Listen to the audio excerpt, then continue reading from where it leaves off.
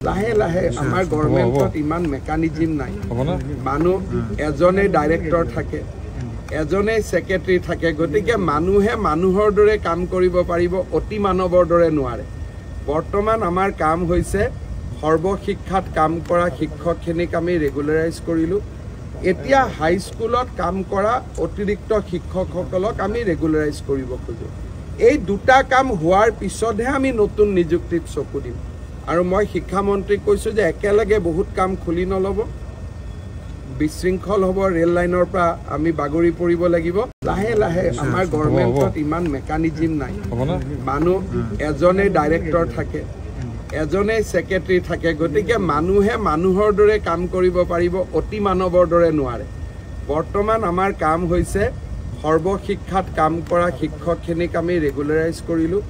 এতিয়া হাই স্কুলত কাম কৰা অতিৰিক্ত শিক্ষকসকলক আমি ৰেগুলাৰাইজ কৰিব খোজো এই দুটা কাম হোৱাৰ পিছতহে আমি নতুন নিযুক্তিত চকু দিম আৰু মই শিক্ষামন্ত্ৰীক কৈছো যে একেলগে বহুত কাম খুলি নলব বিশৃংখল হ'ব ৰেল লাইনৰ পৰা আমি বাগৰি পৰিব লাগিব গতিকে এটাৰ পিছত এটাকৈ কৰি যাওক ক'তো কোনো জল্লা জল্দি নাই